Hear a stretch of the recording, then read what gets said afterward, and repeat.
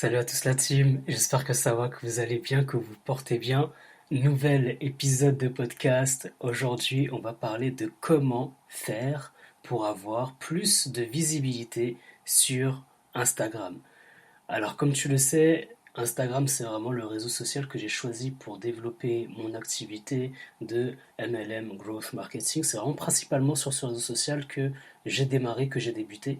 Et pour cela, en fait, je voulais avoir des petits conseils d'une community manager et j'ai invité Alex. Alex, elle est community manager et elle s'occupe justement des comptes de pas mal de personnes, de professionnels, pour les aider à avoir plus de visibilité, plus d'interaction sur leur compte Instagram.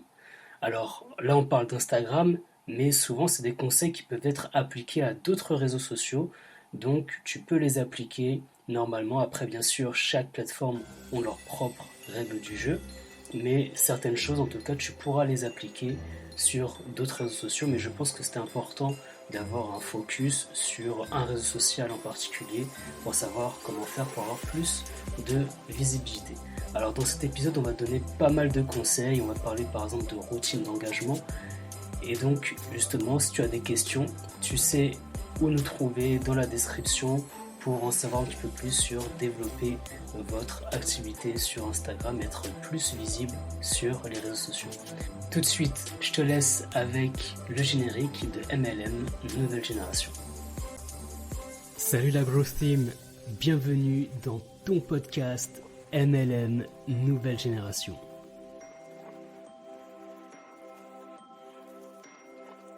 MLM Nouvelle Génération.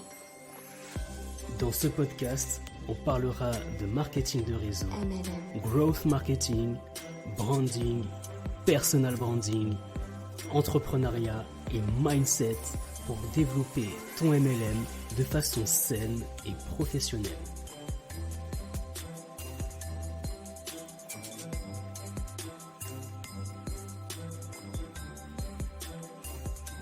MLM. Salut, moi c'est Mounir de MLM Growth Marketing et bienvenue dans ton podcast MLM Nouvelle Génération. Salut! Salut Alex, ça va, tu vas bien? Ça va et toi? Ça va super, t'as la forme aujourd'hui? Ouais, Ah, de toute façon, il ça faut, va. hein, il faut. Alors aujourd'hui, justement, on va faire un petit live au sujet de la visibilité sur Instagram. Et tout d'abord, je vais te demander de te présenter, savoir qui tu es, ce que tu fais, etc. Alors du coup, je m'appelle Alexandra, j'ai 25 ans Mhm. jusqu'à demain. Et du coup, je suis community manager depuis septembre dernier. Ok, Voilà. ok, super. Bah, justement, c'est pour ça que j'ai voulu t'appeler parce que sur ce sujet-là, parce que comme tu es community manager, c'est important voilà, d'avoir de la visibilité sur Instagram et même Ouais, sur les réseaux sociaux. Bon, là, on va plus parler d'Instagram, mais je pense que ça bien peut sûr. également s'appliquer pour d'autres réseaux sociaux. Bien sûr. Et est-ce que je peux aussi te demander de te présenter comme ça, vu que je prendrai la vidéo pour mon compte, ça pourrait être cool. Ok, super, tu as raison. Alors, moi, je m'appelle Mounir, je suis consultant marketing et notamment spécialisé pour tous ceux qui font du marketing du réseau, du MLM. Voilà, Ok, super. super. Salut Ninja. Salut à tous, salut Nico. Nico. D'abord, on va commencer. Donc, le but de cela, c'est vraiment déjà, on va parler un petit peu de tout ce qui est routine d'engagement, qu'est-ce qu'on fait comme élément pour avoir plus de visibilité. Bien Ensuite, sûr. on va parler notamment de justement, est-ce qu'on doit mettre du contenu, quel contenu on doit mettre à valeur ajoutée, etc. Est-ce qu'on doit également montrer son visage? Et si justement, est-ce qu'il y a des alternatives par rapport au fait de montrer son visage? Tout d'abord, on va commencer en parlant de la routine d'engagement. Alors, je ne sais pas si, justement, si toi, tu as une routine d'engagement, qu'est-ce que tu fais quotidiennement pour avoir la visibilité? Alors du coup, j'essaye vraiment tous les jours d'être un petit peu active avec mon compte Mhm, et les comptes de mes clients. Du coup, ça va être des petits likes, des petits commentaires par-ci par-là, toujours sur des comptes évidemment qui m'intéressent ou qui peut intéresser le client, pas des comptes lambda qui du coup n'est pas du tout dans nos cibles. mhm, Et ensuite, sinon, dès que je poste, je prends 15 minutes où je m'occupe des stories, je réagis aux stories, je fais vraiment, en fait, je vais sur mes hashtags, je vais sur l'hashtag de mes clients et vraiment, je communique au maximum, je parle avec les gens et voilà, c'est à peu près tout. Ok. Et du coup, toi, en fait, tu postes d'abord et après tu vas liker ou bien comment ça se passe? Alors, ça dépend parce que vu que j'ai beaucoup de clients qui postent en même temps, Mhm. pas très pratique. Du coup, c'est soit je fais 15 minutes avant Ok. ou alors 15 minutes après. D'accord, Comme ok. ça, c'est sur une tranche horaire d'une vingtaine de minutes où je suis active en fait, sur chaque compte. D'accord, super. Et du coup, tu m'as parlé, tu m'as dit ouais, des comptes qui pourraient être justement intéressés par ton contenu. Mais comment tu arrives à identifier justement ces comptes-là? Comment tu arrives à les identifier? Alors du coup, généralement, bah, je vais sur, par exemple, ma clientèle cible. Bon, par Mhm. exemple, du coup, tout ce qui est restaurant, formateur, des choses comme ça. Mhm. Et du coup, je vais aller regarder un petit peu leur contenu. S'il y a des jolies choses qui sont intéressantes, et ben, je vais aller interagir avec eux. Ok. Je vais aller liker les photos. Des fois, c'est juste, par exemple, la dernière fois, il y a pas longtemps, il y a une... Bonjour Delphine. Salut Delphine. Il y a pas longtemps, il y a une dame qui avait posté une photo de gâteau. Ouais, Et en fait, j'ai trouvé ça trop beau. Donc, elle n'était pas dans ma cible clientèle, ouais. mais j'y suis quand même allée, en Ouais, bien fait. sûr. Bah, bien sûr. Mais t'as raison. Donc, faut vraiment pas hésiter à vraiment interagir, en fait. Parce qu'il faut pas oublier vraiment que c'est Mhm. un réseau social, pardon. Ouais. Et que, ben, du coup, l'interaction, c'est la base. C'est vraiment la Exactement. base, en fait. Exactement. Parce que vraiment, comme tu dis, hein, c'est vraiment les réseaux sociaux, c'est vraiment pour créer du lien, pour discuter C'est avec ça. les gens, rencontrer des personnes. Et justement, en mettant du contenu, ben, ça crée de l'interactivité. Et c'est vrai que des fois, les gens, en fait, ils vont sur les réseaux sociaux pour se dire, ouais, il faut absolument que je vende. Tandis que vraiment, pour moi, les réseaux sociaux, c'est vraiment quelque chose pour créer du lien d'abord, C'est créer ça. vraiment une relation. Et ensuite, pourquoi pas, si la personne est intéressée, ben, également se convertir en client s'il est intéressé. Exactement. Exactement. Et tu as dit quelque chose qui était super important, c'est le mot cible, justement. Parce que c'est dans une stratégie marketing, c'est important, justement, de bien identifier sa cible, identifier, pardon, sa cible, pour que derrière, lorsque tu vas sur des comptes, eh ben, tu puisses aller les liker parce que tu sais que ça correspond à ta cible ou à ton persona, justement, à ton persona marketing. C'est vraiment Exactement. ce que l'on fait pour bien identifier. Exactement. Et toi, est-ce que tu as une routine d'engagement bien précise ou... Alors ouais, bah moi c'est à peu près comme toi, hein. Ça veut dire que moi ce que je vais faire, c'est que je vais vraiment, j'aime bien d'abord poster mon contenu par exemple, et ensuite aller vraiment liker les comptes justement qui sont intéressés par mon contenu. Et comment je le sais, c'est parce que des fois il y a justement ce qu'on va parler juste après, c'est les hashtags, tu vois. C'est-à-dire que je vais vraiment aller dans des hashtags qui correspondent à ma cible, à mon domaine. Comme ça, moi je sais que les personnes que je vais aller liker, commenter leur post ou leur story, eh bien, ils seront intéressés par mon contenu. Ok. Ok. Et justement, bah, comme j'en parlais, j'ai un petit peu amorcé le sujet, c'est de savoir en fait comment tu fais pour trouver des bons hashtags, comment ça se passe en fait pour trouver des hashtags qui correspondent à ta cible. Alors du coup, moi j'ai fait une grosse refonte dans mes hashtags parce que j'avais Ok, pas bien ciblé ok, super. pendant plusieurs mois. Ouais. En fait, de base, je m'occupe du coup de tout ce qui est entreprise et bien que ça me fait plaisir qu'il y ait d'autres community managers ou autres qui viennent sur mon compte, Mhm. il y avait que ça en fait. Du coup, c'était Ok, pas du je tout vois. la bonne cible, c'était pas du tout les bons hashtags. Donc maintenant, j'ai essayé de mettre en place donc quelques hashtags du coup sur mon domaine, c'est-à-dire community management, euh, je sais pas, il y a contenu, création de contenu, des choses comme ça. Mhm. Et ensuite, j'ai fait aussi des petits hashtags, par exemple restaurateur. Si par Ok, exemple il y a un post sur comment bien promouvoir votre guide touristique, bah, ça va être guide touristique avec des ok, mots-clés, des hashtags aussi de géolocalisation. ok. Et j'essaie en fait vraiment de faire, comment dire, de mettre pas des très gros hashtags. C'est-à-dire, Mhm. je vais éviter de mettre les hashtags à plus de 1 million de publications Mhm. parce que bah, sinon, ça se perd en fait. Ouais, ça va Donc, se ça noyer. va bien du tout. Et, euh, je sais pas si je réponds correctement à la question. Ouais, c'est tout à fait ça. C'est tout à fait ça. Alors, il y a Delphine qui pose une question. Alors, c'est quoi les bons hashtags en fonction du nombre existant, si je me souviens bien. Donc, je sais pas si tu vois les Ah. questions également ou pas? Ouais, Ah, ok. alors il faut juste que je la relise. En fonction du nombre existant. J'ai pas compris la ligne, je suis désolée.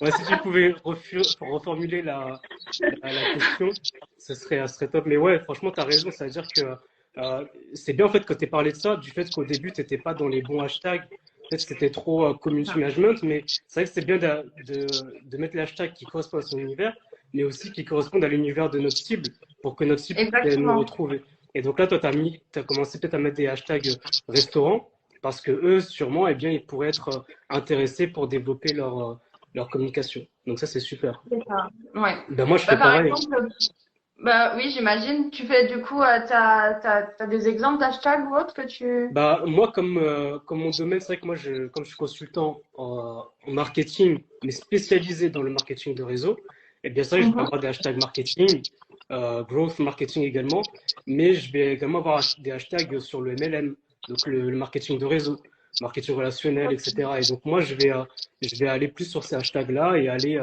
justement commenter, liker un petit peu les posts qui se font autour de cet hashtag-là.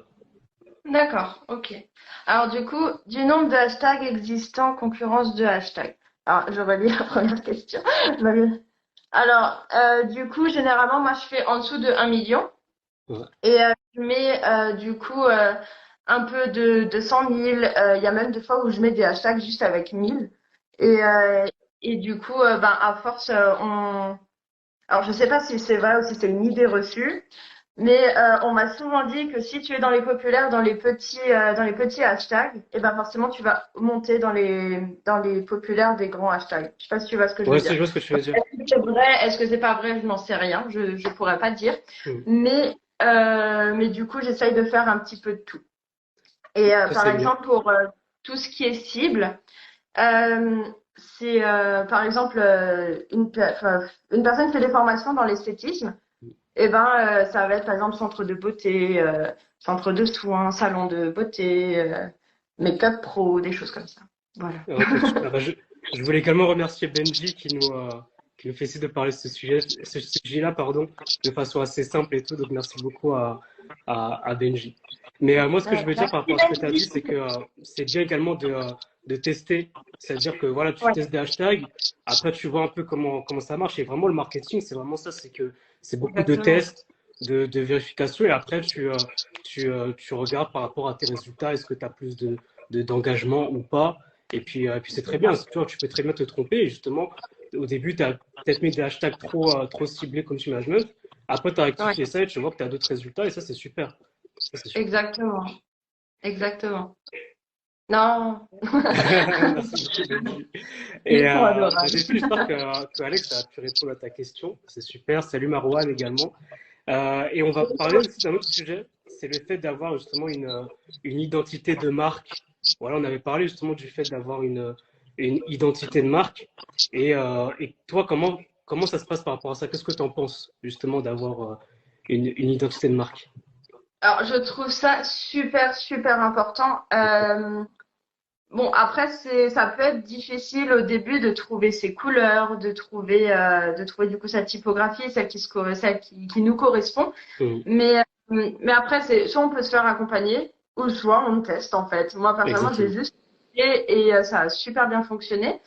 Euh, mais juste quelque chose qui est super important, c'est vraiment essayer que votre visuel, quand vous avez le feed, et ben, qu'on voit tout de suite les titres. Moi, c'est une erreur que j'ai faite au début parce que j'avais utilisé une typographie, mais horrible parce que c'était Mhm. en attaché. Du coup, on voyait rien du tout. Donc, le taux d'engagement n'est pas forcément aussi bien. Et du coup, maintenant que j'ai changé, bah forcément, il y a beaucoup plus d'interaction. Donc, C'est super. c'est très, très important de bien choisir son écriture, de choisir la taille, de choisir du coup les couleurs. Ouais. Toujours respecter les couleurs aussi, évidemment. Mhm. Et voilà. Et toi, comment Exactement. t'as trouvé la tienne? Bah, Du coup, je ton suis identité. d'accord avec toi. C'est vrai que moi, je suis d'accord avec toi avec tout ce qui est couleur, typographie, écriture. Moi, comment j'ai fait pour trouver? En fait, je suis tout simplement, pardon, allé dans des sites que j'aimais bien, des sites marketing, ou même, par exemple, je sais pas si tu connais la banque Shine, par exemple. Oui. j'aime beaucoup voilà, leur couleur, leur image de marque, leur branding. Alors, j'ai pas tout pris de eux parce que bon, du coup, c'est vraiment différent. Mais en fait, c'est juste Ouais. pour donner un exemple. C'est-à-dire que j'aime bien ces couleurs un peu peps, jeunes, etc. Et Ouais. ensuite, j'ai des petits outils. C'est-à-dire, il y a des petits outils que tu peux mettre en extension sur Google pour un peu D'accord. savoir quelle est la police d'écriture qui est utilisée sur un site, quelle est la Ah, couleur qui est utilisée sur un site, etc. Et donc, c'est c'est vraiment bien, ça. je crois par exemple qu'il y a Ninja Font. Ninja Font, c'est vraiment pour trouver quelle est la police d'écriture d'un site internet que tu peux mettre en Ok. extension sur ton Google Chrome. Et ça, c'est pas mal. Et pareil, tu as aussi alors j'ai oublié le nom, peut-être que je le remettrai après dans un commentaire, mais justement pour te retrouver les couleurs, les différentes couleurs qu'il peut y avoir sur un site. Et ça, je trouve ça super intéressant, comme ça tu peux les appliquer pour toi-même, etc. Donc c'est super en fait de juste t'inspirer de ce qui se fait, ce que t'aimes. Et comme c'est des Exactement. professionnels, comme des fois c'est des banques, des grosses entreprises, etc. Eux, ils ont vraiment étudié tout ce qui est marketing, tout ce qui est couleurs, Ouais. etc. Et donc juste de s'inspirer un peu de ce qu'ils font, parce que toi t'aimes bien. Après, il faut que ça reste cohérent également avec ton univers, hein, bien sûr. Bien sûr, bien sûr. Mais si toi, tu es dans la cosmétique, tu es dans la beauté, etc., et ben pourquoi pas utiliser voilà, ce que fait Sephora, ce que fait d'autres marques de cosmétiques, pour ensuite voilà, reprendre un petit peu leur couleur sans que ce soit identique, parce qu'après, c'est faire attention au plagiat, etc., Bien sûr, tout bien ça. sûr, bien sûr. Mais il Faut faut quand même vraiment mettre que tu son puisses. âme dedans. Exactement, il faut que tu aies vraiment également ton univers dedans. Et ce que je dis également, c'est il y a un concept dont parle Seth Godin. Seth Godin, c'est vraiment un spécialiste dans le marketing qui parle de Mhm. Purple Co. Donc Purple Co, c'est la vache pourpre, la vache violette. Et c'est vraiment le fait Ok. de s'identifier, d'être remarquable, qu'on puisse vraiment te distinguer par rapport à tes concurrents. Et je pense que c'est Ouais. vraiment ce que offre le branding, l'image de marque, l'identité de marque. Et je prends aussi l'exemple tout simple hein, de la marque Milka, la marque de chocolat, où eux, en fait, ce qu'ils font, c'est qu'ils ont vraiment un branding violet. Tout est violet et blanc. Et ce qui fait que lorsque En fait, tu vas dans un rayon supermarché au rayon chocolat, tu peux vite les identifier. Tu peux rapidement les identifier grâce à leur couleur. Et je veux te demander maintenant, est-ce que tu as des choses justement à nous recommander à ne pas faire? Surtout à ne pas faire des choses vraiment Oula. à éviter justement. Ouais, sur Instagram, du coup, il y en a pas mal que Ouais, beaucoup font encore. ouais, Donc, tout ce qui est follow, unfollow, alors là, non, arrêtez. ouais, ouais, C'est-à-dire, bon, pour ceux qui ne connaissent pas, mais bon, je pense que tout le monde à peu près connaît le principe, mais je vais t'expliquer au cas où. C'est-à-dire, on va sur une page, peu importe laquelle, et on follow, on follow, on follow. Après, quand les personnes s'abonnent, c'est bon, et du coup, on unfollow tout le monde. Ça, c'est à proscrire. ouais, C'est vraiment n'importe quoi. Faut surtout pas faire ça. Et sinon, il y a aussi les groupes de boost. ouais. Où en fait, c'est un petit groupe. J'avais testé sur mon compte perso, pouvoir en parler dans une publication. Mhm, Et en fait, c'est un groupe de boost, enfin un groupe avec plusieurs personnes. Donc, tu dois t'abonner à des admins, du coup, les personnes qui ont les plusieurs groupes. mhm, Et en fait, tu dois identifier tes photos. Je crois que c'est deux ou trois fois par semaine. Après, ça dépend des groupes, je pense. mhm, Et du coup, tu dois liker toutes les photos, liker, enregistrer toutes les photos. Mais du coup, le problème, c'est que les personnes, elles regardent pas en fait ce que tu fais. mhm. Elles s'en foutent totalement en fait. Donc ça ne sert à rien. Voilà. Oui, vous aurez des j'aime, oui, vous aurez des interactions, mais ça ne sert à rien du tout. Ouais, Euh, Il y a l'achat de followers, mais ça, on sait tous que ça ne sert à rien vu que c'est des abonnés fantômes. Du coup, ils ne vont jamais interagir avec notre compte. exact. Je crois que c'est à peu près tout. Ben, en Est-ce fait, que tu tu as as une tout à idée? fait raison parce que, par exemple, là, tu parlais du nombre de followers. Par exemple, si tu achètes beaucoup de followers, et là, quand tu vas sur un compte comme ça, tu vois directement Mm. la disproportion. C'est-à-dire qu'ils vont avoir, par exemple, 2000 abonnés et on va voir que dans leur post, ils ont seulement 7 ou 8 likes, par Mais exemple. c'est ça, Et en c'est fait, on ça. voit directement que c'est faux et que c'est pas des vrais abonnés. Nous, vraiment, le but dans le marketing, c'est vraiment d'engager sa communauté pour qu'ils puissent vraiment apprécier ce que tu fais concrètement. Donc, c'est Ouais, tout à fait vrai. Donc, ouais, merci exactement. pour ces conseils. Et maintenant, on va passer vraiment à une deuxième partie qui est le fait vraiment est-ce que c'est bien de montrer son visage ou pas et qu'est-ce que ça fait en fait? Alors, moi, je pense que c'est bien. Ok.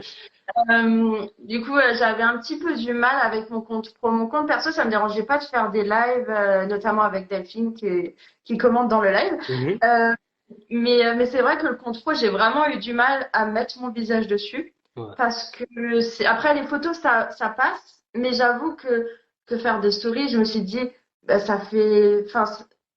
ça montre beaucoup trop en fait, ça montre beaucoup trop le perso en fait. Et du coup, Mhm. j'avais vraiment du mal avec ça. Et j'ai discuté avec Jeanne, à qui d'ailleurs je fais une dédicace. Ouais, moi aussi, coucou Et, Jeanne. et du coup, en fait, elle m'a convaincue de le faire. Et elle m'a dit, tu verras, ça va faire plus authentique, ça va être mieux, Ouais, tu auras plus d'interaction avec les personnes et tout, tu vas rencontrer des nouvelles personnes. Et ben, je l'ai fait et mon compte, il a décollé en très peu de temps, en fait. J'ai ah, eu beaucoup plus d'interactions, beaucoup plus de réponses aussi aux stories, parce que forcément, si on a juste une story avec un sondage, bon, des fois, je le fais encore, j'avoue, hein. ouais. Mais sinon, c'est vrai que si on a juste une story avec un sondage, bah, t'as moins envie d'interagir que si jamais tu vois la personne te parler, te demander comment ça va. Coucou Coucou Laura. Laura, salut Laura. Et du coup, ouais, c'est pour ça, ouais, je préconise de montrer sa petite bouille. Ok, bah merci, bah, je prends ton conseil parce que c'est vrai que moi aussi sur mon compte, bah, c'est vrai que je me montre pas trop. Moi, je suis un peu comme toi. Bah, alors, il y a Delphine qui nous conseille de mettre un masque, au pire. Bah, je vais rappeler que maintenant, c'est la fin du masque à partir d'aujourd'hui dans les lieux clos. Donc, après, je sais pas si on va mettre des masques dans les stories, etc. Mais en fait, moi, c'est vrai que je le fais pas. Je suis un peu comme toi. C'est vrai que j'ai un peu de réticence entre la vie pro, la vie perso, etc. Mais Ouais, je pense que je vais le faire de plus en plus maintenant. En plus, si c'est Jeanne qui te l'a conseillé, bah, j'ai également appliqué son conseil. Mais je pense que c'est là parce que, en fait, je pense qu'on a plus confiance lorsqu'on voit une personne, lorsqu'on voit une personne, son exactement. visage, etc. On a plus de confiance qu'on sait qui est derrière, du coup. Donc, je pense que C'est ça. ça peut vraiment aider. Et, Oui, c'est ça. est-ce que tu avais quelque chose à dire d'autre ou moi, je pense que Bah, c'est franchement, là-dessus, non, en fait, enfin, c'est pas une obligation de montrer son visage, mais c'est super important. Et d'ailleurs, tu m'avais parlé aussi, bah, je pense que ça va être le prochain point. c'est ça, N'a vraiment pas envie de montrer son visage. Il y a d'autres exactement. solutions, bien sûr. Je comprends parce que c'est vrai qu'il y a Ouais, il y a des personnes qui peuvent vraiment avoir du mal à montrer son visage. Donc, du coup, l'alternative, en fait, si vous voulez, c'est vraiment de rendre le compte le plus humain possible. Donc, il y a ouais, le fait de montrer son visage, ça c'est très bien. Mais il y a aussi, par exemple, le fait de faire des petits podcasts, de mettre sa voix. Par exemple, moi, ce que je fais, j'ai mis en place des mini podcasts, c'est-à-dire que je pose ma voix dessus et je parle d'un sujet. Et c'est vrai que ça rend ouais. beaucoup plus humain les posts, le contenu, notre compte. Et donc, je trouve que ça peut être une bonne alternative pour ceux qui ne souhaitent pas montrer leur visage. Exactement. Alors, du coup, il y a Delphine qui dit, l'humour, vous conseillez? Ouais, Oui. ouais franchement, l'humour, ça peut être très bien parce que après, tout dépend un peu de ton univers. Tout dépend un peu Exactement. de ce que tu fais, mais ça peut être vraiment du contenu qui est drôle, du contenu informatif, du contenu à vraiment forte valeur ajoutée où on apprend des choses. Et moi, je prends également l'exemple d'un compte qui s'appelle Hugo Décrypte, où lui, vraiment, il parle de tout ce qui est actualité, quotidien, etc., de façon très synthétique. Et ça, c'est super Ouais. parce que voilà, il interagit, ça donne beaucoup d'interaction avec sa communauté. Donc oui, après, on peut bien sûr mettre de l'humour, on peut être aussi informatif, ça dépend vraiment de notre ADN, de notre univers Exactement. que l'on veut faire. C'est ça. Si vous n'aimez pas rigoler, ne faites pas de blagues. Voilà, c'est ça, exactement. Mais après, il faut vraiment rester cohérent, c'est-à-dire que si on est dans C'est l'humour, ça. ben, il faut vraiment le rester au fur et à mesure, mais ça dépend vraiment de vous, si vous êtes drôle et que vous aimez bien rigoler, c'est super. Et il y a Laura également qui nous dit que voilà, depuis qu'elle montre justement son visage, elle a des retours beaucoup plus quali et ça permet C'est vraiment de vrai. créer beaucoup plus de liens avec les gens. Donc, ouais, merci beaucoup Laura pour ton Ouais. retour et c'est vrai. Merci. Du Ok, coup. super. Bah, franchement, je sais pas si on t'avait d'autres choses à dire. Donc, déjà, la première chose, Euh, c'est voilà, la routine d'engagement qui est importante, ouais. les liker, etc. Ce qu'on peut dire. de mettre les bons hashtags par rapport à notre cible, etc. Et puis, avoir une identité de marque. On a parlé d'identité de marque, avoir un branding, Exactement. une image de marque, et aussi le fait de montrer son visage, ou pourquoi pas mettre Faire des podcasts. sa voix pour rendre Ouais, plus humain son contenu. c'est ça. Et j'ai Est-ce que tu as d'autres conseils? Ouais, vraiment, soyez réguliers. C'est vraiment le meilleur conseil. Ne vous mettez pas des grandes, comment dire, des challenges de fou, publier 7 fois par semaine, 6 fois par semaine, avec Ouais, toutes les routines d'engagement qui vont avec. Vous pouvez publier même 2 fois par semaine, ça suffit. Si vous êtes régulier, si vous faites correctement vos routines, et tout va bien se passer en fait. Si vous êtes régulier, si vous appliquez tous les conseils qu'on vous a donnés, il y a ouais. vraiment aucun problème. Ok, Voilà. super. Bah super, je te remercie beaucoup vraiment, Alex, Merci à toi. pour tes conseils. Comme voilà, t'es community manager, donc super, merci beaucoup pour tes conseils. Et merci à tous ceux qui ont participé, qui ont posé des questions au fur et à mesure. C'était top. Et bah, je pense qu'on pourra peut-être clôturer ce live. Alors, je pense que c'est Ouais. bon pour toi, du coup? Pour moi, c'est bon. Et si jamais, n'hésitez vraiment pas à venir nous parler en message Exactement. privé et on répondra avec plaisir à toutes vos questions. Avec grand Et, plaisir. et le dernier mot pour la fin, régularité et authenticité. Super. Super. Parfait. Super. Bah, merci à tous. Merci. Voilà, comme a dit Merci. Alex, si vous avez des questions, bah, n'hésitez pas à revenir vers nous. Merci beaucoup. Bonne Salut à journée. tous. Bye. Salut. Merci. Merci beaucoup d'avoir écouté ce live jusqu'à la fin. Je veux dire également un grand merci à Alex pour tous ses précieux conseils sur la visibilité sur Instagram. J'espère que ça t'a plu, que tu as appris beaucoup de choses et que tu pourras le mettre en application surtout.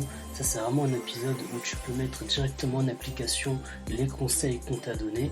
Et surtout, comme je te l'ai dit en début d'épisode, si tu as des questions, n'hésite pas. On a mis toutes nos coordonnées dans la description, toutes nos informations dans la description. Donc tu peux nous contacter, Alex et moi, si tu as des questions. Je te remercie beaucoup et je te dis à très bientôt pour un nouvel épisode de MLM Nouvelle Génération. MLM, nouvelle génération.